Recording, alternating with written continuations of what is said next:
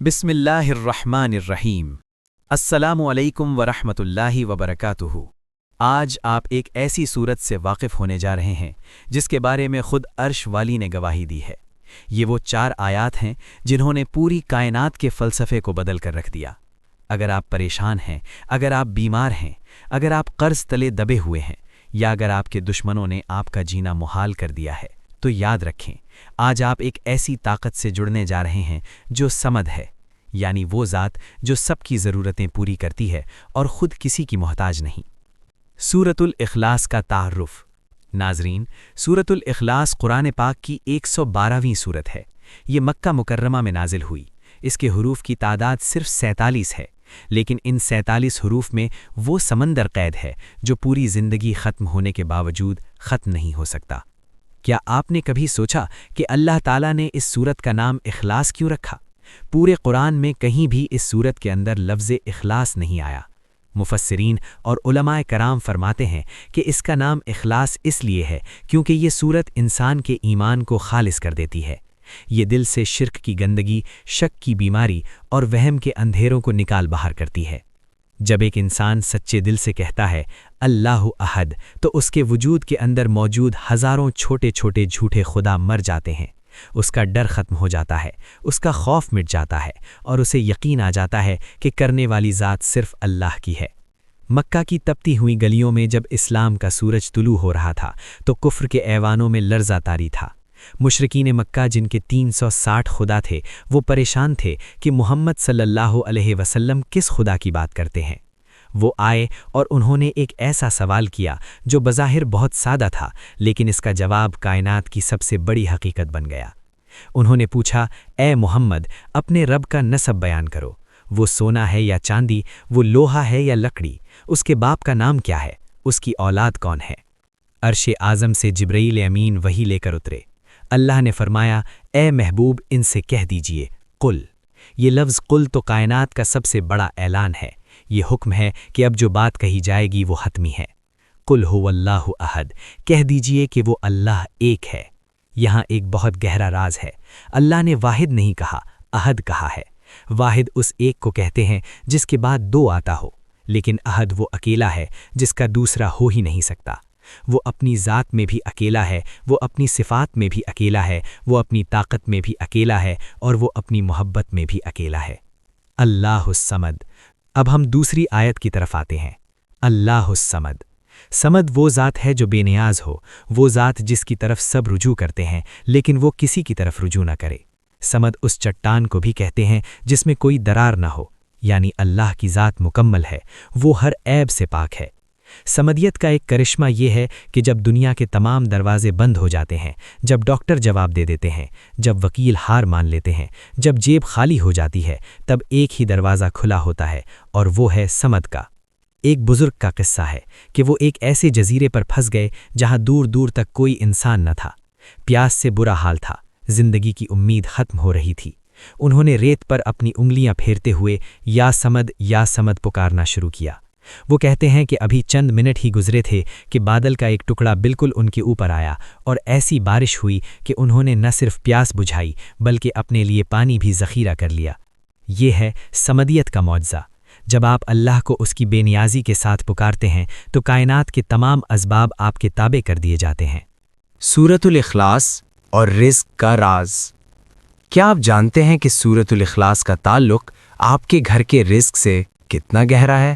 رسول اللہ صلی اللہ علیہ وسلم کی بارگاہ میں ایک شخص حاضر ہوا اور عرض کیا، یا رسول اللہ، میں بہت غریب ہوں، تنگی رزق نے مجھے پریشان کر رکھا ہے۔ آپ صلی اللہ علیہ وسلم نے اسے ایک ایسا عمل بتایا جو آج بھی ہر مسلمان کے لیے رزق کی چابی ہے۔ آپ صلی اللہ علیہ وسلم نے فرمایا، جب تم اپنے گھر میں داخل ہو تو گھر والوں کو سلام کرو، اگر گھر میں کوئی نہ ہو تو مجھ پر سلام درود بھیجو اور ایک بار سورۃ الاخلاص پڑھ لو۔ اس شخص نے یہ عمل شروع کیا، چند ہی دنوں میں اس کے گھر کی حالت بدل گئی۔ اس کے رزق میں اتنی برکت ہوئی کہ نہ صرف وہ امیر ہو گیا بلکہ اس کے پڑوسیوں اور رشتہ داروں تک خیر پہنچنے لگی۔ ایسا کیوں ہوا؟ اس لیے کہ جب آپ گھر میں داخل ہوتے ہوئے سورۃ الاخلاص پڑھتے ہیں تو آپ اعلان کرتے ہیں کہ اس گھر کا اصل مالک احد و صمد ہے، جب آپ اللہ کی توحید کا اقرار کرتے ہیں تو اللہ اس گھر سے فقر، فاقہ اور شیطان کو نکال دیتا ہے۔ جادو، نظر بد اور حفاظت کا ڈھال۔ اب ہم اس سفر کے اس مقام پر پہنچ چکے ہیں جہاں دنیاوی مادی اسباب ختم ہو جاتے ہیں اور غیب کی طاقتیں شروع ہوتی ہیں۔ کیا آپ کے گھر میں بلا وجہ جھگڑے ہوتے ہیں؟ کیا آپ کو محسوس ہوتا ہے کہ آپ کی ترقی کو کسی کی نظر لگ گئی ہے؟ یا کیا آپ کو راتوں کو بے چینی اور ڈراؤنے خواب ستاتے ہیں؟ یاد رکھیے، جب انسانوں کے دروازے بند ہو جائیں اور جادو ٹونے کے کالے سائے آپ کی زندگی کو گھیر لیں تو عرش الہی سے نازل ہونے والی یہ 4 آیات آپ کی ڈھال بن جاتی ہیں۔ سورۃ الاخلاص محض ایک وظیفہ نہیں، یہ نور کا وہ ایٹم بم ہے جو ہر قسم کی تاریکی کو جلا کر راکھ کر دیتا ہے۔ حدیث مبارکہ میں آتا ہے کہ جادو کے اثرات کو ختم کرنے کے لیے سورۃ الاخلاص، سورۃ الفلق اور سورۃ الناس یعنی معوذتین سے بہتر کوئی علاج نہیں۔ رسول اللہ صلی اللہ علیہ وسلم نے فرمایا، جو شخص صبح اور شام 3 بار یہ سورتیں پڑھ لیتا ہے، اسے دنیا کی کوئی چیز نقصان نہیں پہنچا سکتی۔ زندگی کے سب سے بڑا سچ موت ہے۔ ایک دن ہم سب کو اس دنیا سے جانا ہے، لیکن کیا آپ جانتے ہیں کہ سورۃ الاخلاص سے محبت کرنے والوں کے لیے موت کا منظر کیسا ہوتا ہے؟ تبوک کے مقام پر جب اللہ کے رسول صلی اللہ علیہ وسلم موجود تھے تو جبرائیل امین نازل ہوئے اور عرض کی، یا رسول اللہ، مدینہ میں معاویہ بن معاویہ لیلی کا انتقال ہو گیا ہے، کیا آپ ان کی نماز جنازہ پڑھنا چاہیں گے؟ آپ صلی اللہ علیہ وسلم نے حیرت سے پوچھا، یہاں سے مدینہ تو بہت دور ہے۔ جبرائیل نے اپنے پروں سے زمین کو سمیٹ دیا اور مدینہ آپ صلی اللہ علیہ وسلم کے سامنے آ گیا۔ آپ صلی اللہ علیہ وسلم نے دیکھا کہ جنازے میں فرشتوں کی 2 صفیں موجود تھیں، ہر صف میں 70,000 فرشتے تھے۔ آپ صلی اللہ علیہ وسلم نے پوچھا، اے جبرائیل، معاویہ کو یہ مقام کیسے ملا؟ جبرائیل نے عرض کی، یہ شخص اٹھتے بیٹھتے سوتے جاگتے چلتے پھرتے قل هو اللہ احد پڑھتا تھا۔ 70,000 فرشتے ایک انسان کے جنازے میں، ذرا سوچئے، وہ سورت جس کو پڑھنے میں صرف 10 سیکنڈ لگتے ہیں، وہ آپ کو کتنا بڑا پروٹوکول دلا سکتی ہے۔ علماء فرماتے ہیں کہ جو شخص کثرت سے سورۃ الاخلاص پڑھتا ہے، اس کی قبر میں اللہ تعالیٰ اپنے نور کی ایک کھڑکی کھول دیتا ہے۔ اگر آپ روزانہ رات کو سونے سے پہلے 10 بار یہ سورت پڑھتے ہیں تو حدیث کے مطابق آپ کے لیے جنت میں ایک محل بنا دیا جاتا ہے۔ حضرت علی کا خاص عمل اور نسلوں کی حفاظت۔ اب ہم اس عظیم روحانی سفر کے آخری اور سب سے اہم مرحلے میں داخل ہو چکے ہیں۔ حضرت علی ابن ابی طالب کرم اللہ وجہہ کریم نے سورۃ الاخلاص کے بارے میں وہ حقائق بیان فرمائے ہیں جو عام عقلوں سے اوجھل ہیں۔ روایت میں آتا ہے کہ مولا علی نے فرمایا، جو شخص ہر نماز کے بعد 11 بار سورۃ الاخلاص کی تلاوت کرے گا، شیطان اس تک پہنچنے کی لاکھ کوشش کرے لیکن وہ اس کے ایمان کو نقصان نہیں پہنچا سکے گا۔ 11 کا عدد اور سورۃ الاخلاص، یہ وہ روحانی تالا ہے جو آپ کے گھر کے گرد لگ جاتا ہے۔ مولا علی اس سورت کو سورۃ الامان یعنی امن دینے والی سورت بھی کہتے تھے۔ آپ کا فرمان ہے، جو شخص اس سورت سے محبت کرتا ہے، اللہ اس کے بچوں کو ضائع ہونے سے بچا لیتا ہے، انہیں رزق حلال کی طرف موڑ دیتا ہے اور ان کے دلوں میں اپنی محبت ڈال دیتا ہے۔ ناظرین کرام، سورۃ الاخلاص کا آخری معجزہ یہ ہے کہ یہ اخلاص پیدا کرتی ہے، یعنی یہ انسان کے اندر سے انا، تکبر اور دکھاوے کو ختم کر دیتی ہے۔ حدیث میں آتا ہے کہ جو شخص دن میں 200 بار سورۃ الاخلاص پڑھتا ہے، اللہ اس کے 50 سال کے گناہ معاف کر دیتا ہے، بشرطے کہ وہ حقوق العبادات سے متعلق ہوں۔